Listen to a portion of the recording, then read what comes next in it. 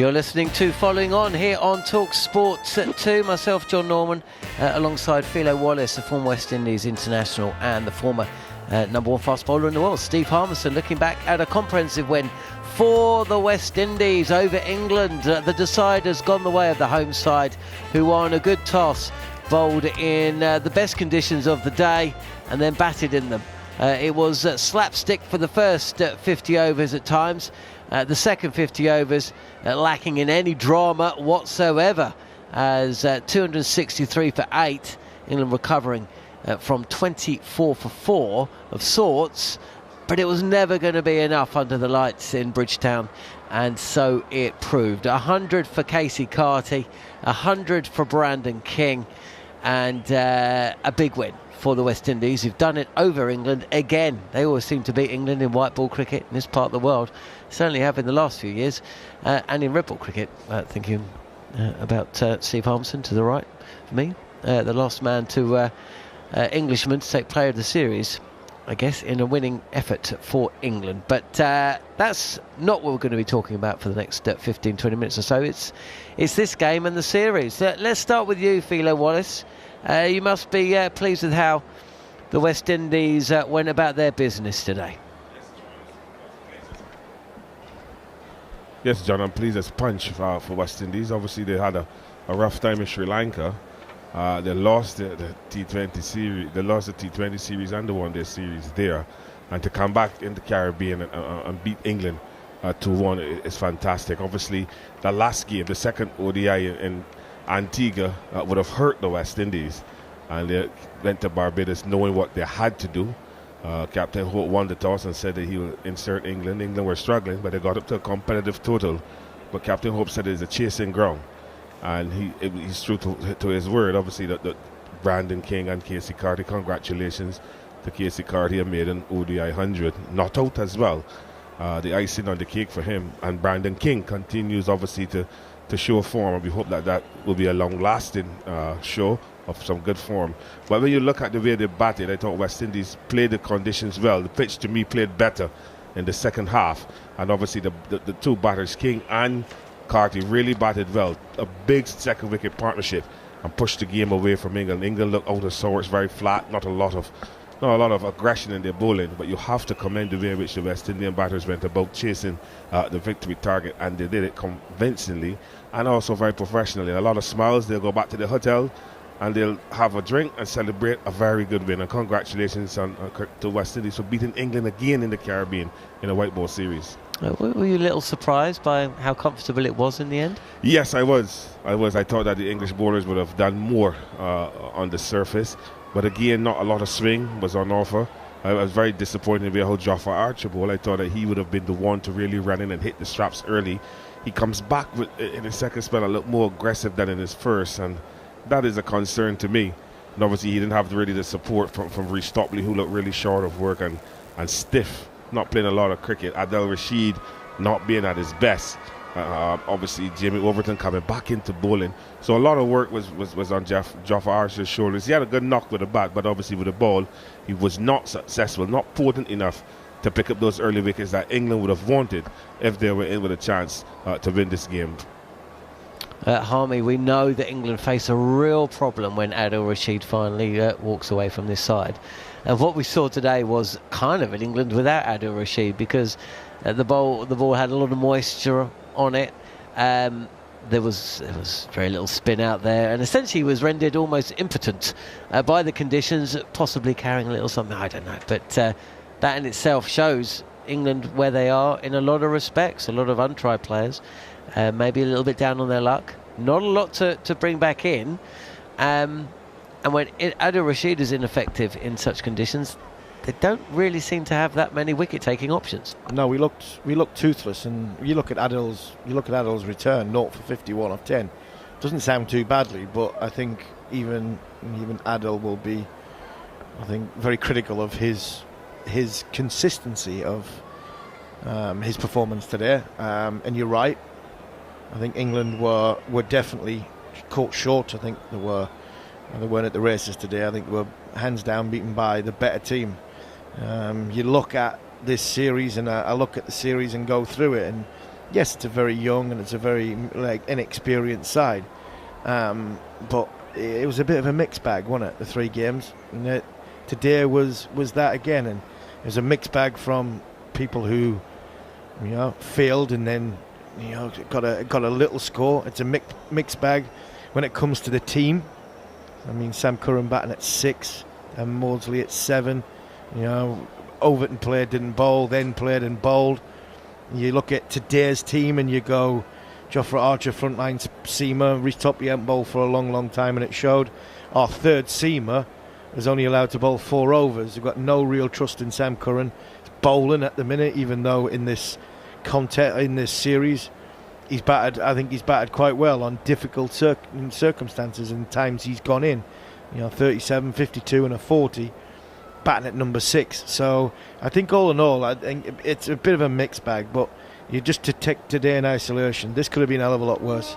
England should have and could have been bowled out for less than 200. I mean, numbers 8 and 9 have scored 70 runs between them off 38 balls, and I think that just helps mask over the issues of what England have had. We look in red ball cricket, we've got little bits of issues in areas where we've got a problem. I look in white ball cricket, and I think we might have even more problems, and that's with a global tournament. What is it now? 3 games, 3 ODIs away before we play. We play 3 ODIs against India, and then we're straight in the Champions Trophy. So, there's a huge amount of question marks, and ready for Brendan McCullum in his intro when he walks into the job in January. I don't think you can have any excuses. I think the West Indies were the better team for the 3 games, and they deservedly to win the series. And I think there's some people in the England group where might be looking at themselves and going, am I good enough to play at this level? Because they're young and inexperienced and going. And there might be a couple over the course of these last 3 games where the England selectors might go, well, we've got India in 3 matches, then we've got a world global event. Have they run their race and play in international cricket? Because if you remember the last 50 over World Cup we had, in the tournament we had, we went into there with some old players, and we absolutely we nosedived, and we were really, really poor in that tournament. So I think the selection party of Luke Wright, Rob Key, and when Brendan McCullum comes into this along with Joss Butler, I think trying to work out what England's best formula is going in. There's some real head-scratching moments in there at this minute in time, and especially when you go at Adil's age. He can't go on forever. Philo, you've seen all 3 matches, been on duty for talkSPORT too.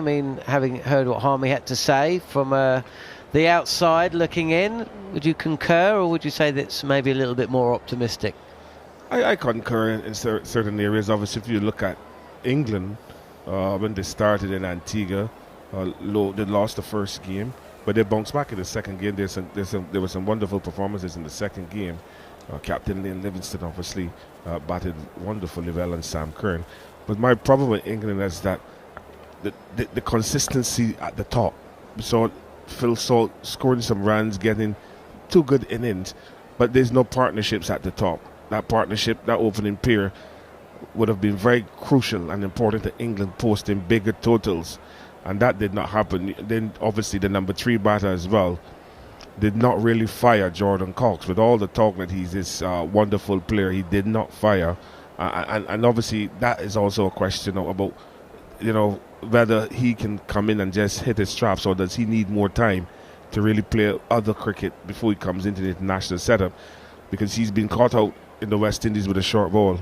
He does not play the short ball well, and there's a lot of question marks on him, I believe. And then when you look down the order, Jacob Beffel as well, then obviously he got some scores. You're seeing brilliance, but not consistency, and that is what has hurt England in getting big totals. The consistency from the batters to post big totals, and then the bowling to me lacks that.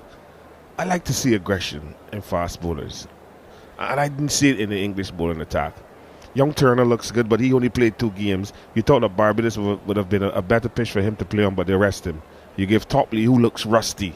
So there's some inconsistency in how you go about your selection. If you want Turner to play, you should have played him in the first and maybe rest him for the second and bring him for the third one, because you're looking for peers. I believe that bowlers hunt in peers.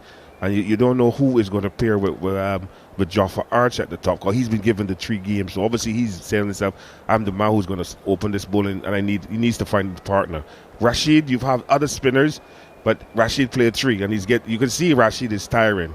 He's not as effective. Maybe it's the conditions, the wet ball, but he's not as effective as he used to be. And that is coming down to crunch time for the English selectors and Rashid. When you look on the West Indies side, they went to Sri Lanka, they struggle against spin, but they come home and they bat the spin well against England. All these different services, it's still spin bowling that England offer to them. The best spin bowlers that England could offer. West Indies conquer. Rashid struggle. There's no real off-spinning your attack as well. Liam Livingstone bowls leg breaks and off breaks, but you won't call him a frontline spinner. So you're still hunting for that other spinner in the side. Bethel, obviously, his left arm spin was not as effective as expected. And you have to give credit to West Indies, the way how they're batted. And that is a key. That was obviously the problem in Sri Lanka. The batters did not bat well. And when you look at how they batted and apply themselves on these services and chase the targets down, you have to say that West Indies outplayed England in this ODI series. Okay, that's Philo Wallace. We're going to get his comments on a truly extraordinary moment in this match, which may still actually be causing some shockwaves throughout the camp. It's not the happiest West Indies side out there on the field at the moment. There might be a reason for that. There might be not. We'll chat to Philo Wallace about that very shortly, though. Let's hear from a couple of the players. We're going to hear from England's stand-in skipper Liam Livingstone in a second. But first up, one of 2 centurions for West Indies today, Brandon King. I know this one must feel special for you. First of all, tell us, what did you find different about this innings, maybe in comparison to your other ODI knocks within the last month? I mean, I've been getting a fair amount of starts. I just haven't been carrying on. So, it was just fortunate that they came in such a crucial game, within the series. I'm just happy with that. Given that there's been a run of low scores, you as a person, how do you battle adversity? Yeah, I mean, once you put in the work off the field, you have to believe that it's just a matter of time. Keep your same processes and the same intensity, and believe in your ability, and that's it. Touch on that partnership with Casey Carty. What were the discussions like? What was it like watching what he was doing from the other end? How much did it help you? Yeah, fantastic innings by Casey. I think he really supported when he came out well, and he started very fluently. He was even batting, I would think, better than me at most times. So I think he was really crucial to the game. He played a wonderful innings and helped both of us to get through to the score. We have to talk about your catch to dismiss Phil Salt. Tell us about your judgment and what was sort of going through your mind while the ball was in the air. I was just trying to get around to it. I know I had a little bit of room behind me on the boundary, so I know I had about a few steps back, but my momentum was taking me over. So fortunately, Alzarri was there, predicting that I would need some help, and I could throw it to him. Best knock of your career? Most important, yeah. Lovely, really well done, and congrats. Thank you. That's the player of the match, Brandon King, not Casey Carty, who scored 26 runs more than King and was not out at the end. Maybe that catch played a part in it. Philo, before we let you go, and a big thanks for your coverage over the last 3 matches, there was a moment in this match which I imagine will be discussed and possibly there'll be some disciplinary matters. Alzarri Joseph, very early on in the piece, essentially walked from the field. I think it's disrespectful. In a huff. I think it's disrespectful on Alzarri Joseph. He's a vice captain. The captain has asked him to bowl to a field. If you don't like it as a bowler, completely over, and then maybe ask to go off the field and speak to the bowling coach or the coach and say, look, I'm not happy with this. Or even go to the captain directly. I thought walking off the field, you left the field with team short by 1 person. And then he offset the entire rhythm within the squad. When he came back out, everybody was very edgy. And then a few balls went through missed fields and stuff like that, because here's the vice captain upset with the captain. And that should not be happening in West Indies cricket. It's not what we want to see from a vice captain, from a senior bowler. And I hope that the management of this squad will sit down and talk to Alzarri Joseph very seriously about his responsibilities, first of all, as vice captain to West Indies cricket and to the West Indian public. It is not what we want to see on our field. And I think that he has disrespected the captain, he has disrespected cricket and the good name of West Indies cricket. And he needs to learn from it, and I believe he should be reprimanded some way, somehow. If I was the manager, I would give him his ticket. and tell him you go to Antigua and cool it. And when you're really ready to come back, let me know. But you can't disrespect the captain. Even if you don't like what he's doing, you have to respect the position that he holds. Philo, big thanks to you for today and for the last 3 matches. Let's hear from the England standing skipper, Liam Livingstone. Liam, hard luck today, but from being 24 for 4 to 263, how did you reflect on that score? Yeah, I thought we battled back really well, to be honest. The boys in the middle put on a decent partnership and we ended really well. So we took a lot of momentum into our fielding innings. Yeah, ultimately we didn't get enough runs, but yeah, I thought the boys battled really hard. It was pretty wet out here towards the end, so disappointing end to the series, but we've had a lot of good parts to the series. You being your first time leading, as well as a young group, what do you think you guys will take from a series like this? Yeah, a hell of a lot, especially the young boys. Some of the boys' first trip, so a lot of lessons, a lot of learnings, and experience of playing international cricket, which will be golden for a few of them. So a lot of things to learn on, but a lot of positives as well. It is England's 3rd straight one international series defeat. Liam, when you reflect on England cricket, where do you think you guys in the 50-over format are at the moment? Yeah, I think, look, we're missing a lot of players here this series. We've got a lot of people to come back into our team. So yeah, like I said, we've got a lot of learnings from this series, and hopefully the younger boys that haven't played that much international cricket will learn a hell of a lot from what they've experienced. And just before you go, your personal experience leading, how much have you enjoyed? Yeah, I've loved it. It's a massive honour to lead your country. Yeah, a little bit disappointed with the way that the series has ended, but yeah, in terms of captaincy, I've absolutely loved it. Well said. We'll see you in the T20 series. Thanks, mate. Liam Livingstone there. He'll go back to the ranks. Jos Buttler will be coming back into the side for the T20 series. We're bringing that to you on talkSPORT 2 and also the talkSPORT Cricket YouTube channel. We're going to hear from the West Indies skipper, Shai Hope, very shortly. Harmy, yeah, just picking up on what Liam had to say. I mean, that innings will live long in the memory. The second match in Antigua. He seemed to grow with the role. I think today was a difficult day. But essentially, I suppose he is one of the positives to come from this series so far. Oh, absolutely. I thought the innings was was one that will be talked of for years to come in one-day cricket, and rightly so. He was excellent. I think his captaincy, he's chopped and changed. He used 9 bowlers in one game. He used 7 today. I mean, I can't lay the blame anywhere near at the door of Liam Livingstone. For this game, his bowlers let him down. His bowlers didn't perform. When he talks about learning, and that word learning came up a lot. And when you look at the side, it is a developing and a learning side.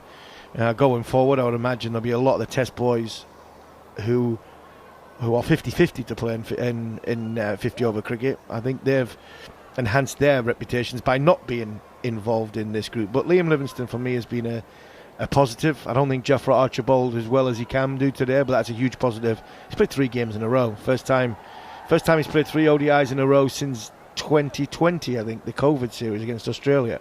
So that tells you, where Jofra's been. So as much as it's 0 for 54, and he I think there was a few technical issues with him just sort of falling away and coming down the inside of the ball. He's played 3 games back to back. That's a massive tick in the box. I mean, he could have gone 0 for 100 for me in all 3 games. It's great to see Jofra back. So there were the positives. I think Sam Curran's batting as a number 6. He's had starts, got going. That's a slight positive. I think Bethel being very, very electric in the field. A good 55 in the second game. Got a great partnership with Liam Livingstone in that, and with the ball, probably John Turner. Been quite impressed by the way he's bowled, and he's sort of fell into international cricket after being in the squad for so many times. But apart from that, I mean, Phil Salt showed a different side of Phil Salt today, which was a good tick in the box. But we haven't getting off to good starts. Ours numbers, that middle order's capitulated a couple of times, and I think we've been caught short in 2 games, and the West Indies have outplayed us in 2 out of the 3 games, and rightly so, deserves to go through and win the series. And as for the Alzarri Joseph one, the petulance of Alzarri Joseph. I'll stop you there. Let's just hear from the West Indies skipper, Shai Hope, because he's been asked about that by Nikhil Chandani. Shai, it's been a long period for you guys in ODI cricket, from Sri Lanka to the Caribbean. What has impressed you the most about this series win? I would have to say the dominance. I thought that we asked for consistency and discipline, and that's exactly what the guys did. The main thing, if you want to be an elite team, you got to make sure you're doing things consistently. And I'm just happy to see the guys putting their weight. Everyone is ticking their boxes off the field, and then it's obviously transferring into the on-the-field stuff. Obviously, you've been the main contributor last couple of years in one international cricket. What does it say that you've got other guys to score runs and hundreds as well? Yeah, it's a big plus for us. The work is really showing. Like I said, the guys are putting a lot of work off the field, so it's important that we understand that the work off the field, translates into on-the-field stuff. So I think it's a great confidence booster, especially for the batting unit, and I think that going forward, we're going to have a lot more runs to come. Right, on today, have you and Alzarri made up? No comment. Right, now tell me about dealing with that situation as the leader of your attack. How do you guys use that to sort of be stronger going forward? We just got to control what we can control. I think that in a situation like that, you just got to understand that things happen. But yeah, it's just great to see that the guys who I've called upon raised their hand and did the job. Well said, Shai. Tell me about your group as leader. These two series, what have you learned most about this West Indies team? It shows that we always, fight when we are challenged. I think that the importance of doing things at the right times, especially off the field, like I tell you, it really translates into on the field. It's just great to see the guys are growing in confidence, especially from a batting group. We just need to take the learnings from the bowling side of things especially, and then try to grow as a team. Casey Carty is smiling now. He looked a bit subdued as he walked off the field. David Lloyd felt that maybe it has something to do with that Alzarri Joseph situation from earlier in the day. That's conjecture a little bit, we don't know, but it was a strange moment. The West Indies skipper's not saying anything. What was your take? I'm just not sure what the falling out could be, other than he's wanted to bowl from one end and Shai Hope's given the choice of ends to Matt Forde. Matt Forde's just getting player of the series, so in Shai Hope's eyes he might be thinking, I'm giving the right that end to Forde because he's been our best bowler so far. I think the vice captain might be thinking, well, hold on, I'm seniority, I get the wind, I get the end I want to bowl at. And unfortunately, when you put all that into a melting pot, and Alzarri looks as though he could be quite a volatile character, there is a mood with Alzarri Joseph, a hell of a lot. It just seems as though that everybody seems to be on eggshells around him at the best of times, and he's blown a gasket. It seemed as though he's refused to bowl at one end, and then he's taken a wicket, and then he's walked off. And I think the minute he walked off, I think possibly a part of Shai Hope might have gone, just stay off there, mate, I'm not interested. I wonder if you had a six bowler, you might have just left him off there. But like Philo said, I think there does have to be repercussions. I think strong management. There'll be worrying signs in the West Indies region because of how many players turn their back on West Indies cricket and go and play franchise cricket. And this is one guy in Alzarri Joseph, turns up for test matches, turns up for 50 overs, turns up for T20s, goes and plays IPL, comes and plays the big... He comes and plays, he's always playing. And the worry possibly could be, if he does turn his back on the West Indies because of this spat, are we losing a top quality player? I think a good, strong management group has to basically put their foot down with him. And if it is send him back to Antigua to think about what's just happened, and hopefully he gets his head around that he was out of order and he should have bowled and just got on with the game and vented his frustration at half-time and kicked a few walls and had a go at the captain in a darkened room away from the camera, then I think that would have been best for all parties. But unfortunately, he's done what he's done, and I think he showed himself up on what was being a very, very good day for the West Indies Cricket Board. It's been a good day for the West Indies, and it's always a good day, even when England lose, to be commentating and bringing cricket to the listeners of talkSPORT 2 and also on the talkSPORT Cricket YouTube channel. Thanks for following us here. The following on podcast will be available on podcast and on the talkSPORT Cricket YouTube channel at some point on Thursday, and we'll be back for the first of 5 T20s